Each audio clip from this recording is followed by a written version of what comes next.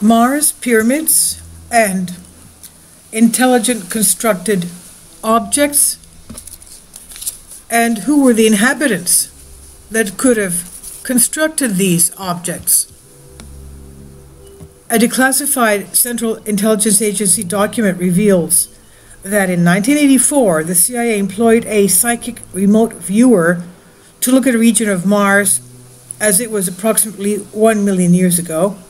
The remote viewer, who was not aware that the coordinates given were on the planet Mars, described seeing pyramids, futuristic technologies, and a very tall, human-looking civilization facing impending environmental calamity. What makes the CIA document remarkable is that the coordinates provided to the unknown remote viewer were of CYDONIA region of Mars, as depicted in a series of Viking orbiter images of Mars back in 1976. CYDONIA became famous after a succession of researchers claimed that the region contained a face, ruins of a city, and pyramids. And we can see that in the image of CYDONIA taken by Viking 1 orbiter. It was released by NASA JPL on July 25th, 1976. It became famous because of the Mars face and the ruins of the city and pyramids.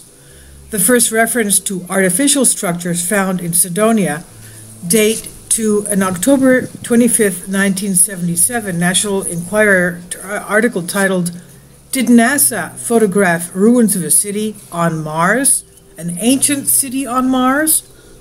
It's worth pointing out that the Enquirer was a tabloid run by Gene Pope, a CIA asset who was trained in psychological warfare. Pope and the National Enquirer's chief purpose was to hide the truth in plain sight by releasing it in sensationalized news stories with questionable sources that would be widely ridiculed by the general public. Subsequently, any academics or scientists prepared to investigate such sensational claims faced ridicule from their peers and ruined their professional careers. Nevertheless, competent researchers did turn their attention to the now controversial Viking orbiter image they found, and indeed it did appear to show an artificial created face on Mars, and it was nearby the ruins dubbed Inca City and even pyramids.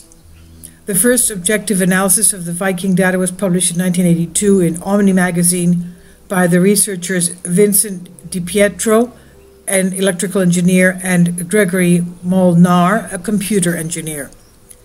Their 1982 Omni article was an extract of their 77-page book titled Unusual Martian Surface Features, also released that year.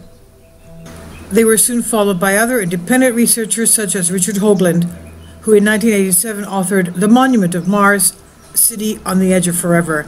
And we can see a lot of wonderful videos by Richard Hoagland on YouTube. I would advise that you see what he has to say. What this short review of the history of the Vikings images of CYDONIA tells us is that while researchers such as DiPietro, Molinar, and Hoagland were widely ridiculed by their scientific peers for their analysis and conclusions, the CIA was paying very close attention to what they were saying. Declassified CIA documents confirm that remote viewing was taken very seriously by the agency and other intelligence services. Significant funding went into studying the usefulness of remote viewing as an intelligence gathering tool. The conclusion was that remote viewing had sufficient accuracy to be utilized for field work, as the following declassified CIA document dated May 9, 1984 clearly states. Memorandum for record, subject, security review of mind wars, quote unquote.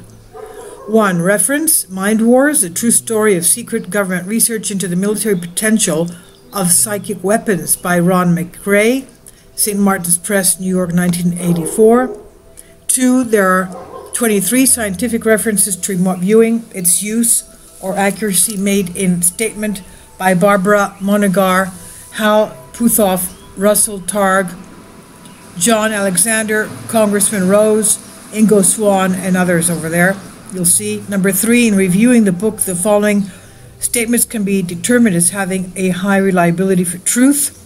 A, remote viewing is real, it's accurate, it's replicable, it's being pursued by at least the CIA, Navy, Army, and Pentagon in general. It is being pursued for intelligence and military applications. B, the government's interest in remote viewing is clearly applications-oriented. C, Stanford Research Institute International, SRAII, is the key institute involved with the government in remote viewing research and development. The specific individual is Dr. Hal Puthoff. Among the most accurate remote viewers described in the CIA documents was the famed psychic Ingo Swann. In his 1998 book, Penetration, Swann describes at length how the CIA utilized his remote viewing skills.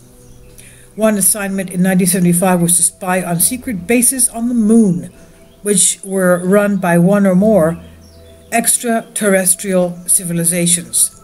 In Chapter 5, Humanoids on the Moon, Swann opens by describing his remote viewing of Moon for Axel, a CIA officer.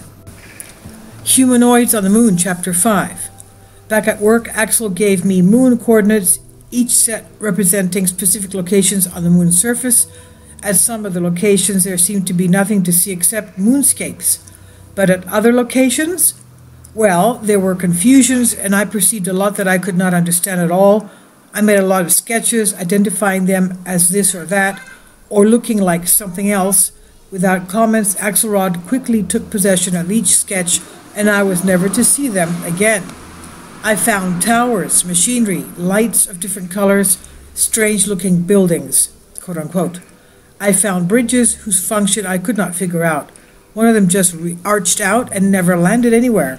There were a lot of domes of various sizes, round things like small saucers with windows.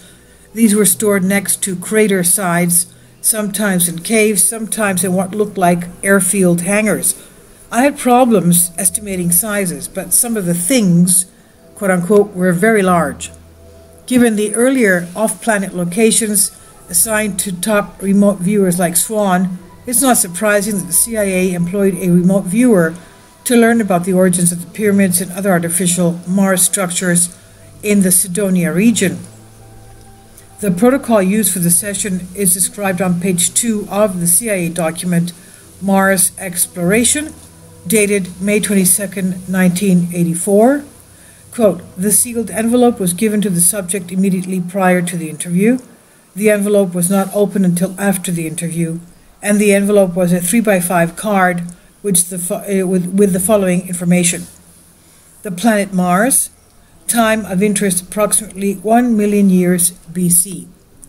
Selected geographic coordinates provided by the parties requesting the information were verbally given to the subject during the interview.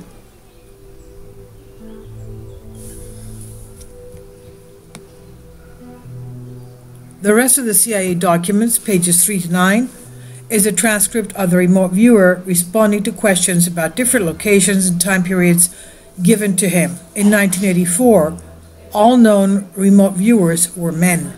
They were men, no women. The remote viewer is referred to as SUB, while the questioner is MON, MON, subject, and MON, monitor. This is what the remote viewer reports after being given his first question, monitor. Plus 10 minutes, ready to start, all right now, using the information of the envelope I've provided, exclusively focusing your attention now, using the information of the envelope, focus on 40 degrees, 40.89 degrees north, 9.55 degrees west. Subject. I want to say it looks like, I don't know, it sort of looks, kind of got an oblique view of a pyramid or pyramid form. It's very high, it's kind of sitting in a large depressed area. The coordinates are for CYDONIA region, and immediately the remote viewer describes some kind of pyramid sitting in a valley. This is remarkable corroboration for the multiple researchers who have identified pyramids in the Viking images of this exact region of Mars. And you can see it in the 1976 Viking image overlaid on Google. the Cydonia pyramids, the Mars face on Mars, coordinates given to the Mars remote viewers. Next is the remote viewer respond to a series of questions concerning the population living in the region shortly before a planet-wide geological disturbance occurred approximately 1 million years ago. So the remote viewer describes the population as very tall and thin and looking to escape the disturbances, which included very violent storm activity. Monitor, tell me about the ones who sleep through the storms. Subject, very tall, again, very large people, but they're thin. They look thin because of their height, and they dress like it's like a real light silk, but it's not flowing type of clothing. It's like cut to fit. The Martian civilization is dying, and the population knows about it.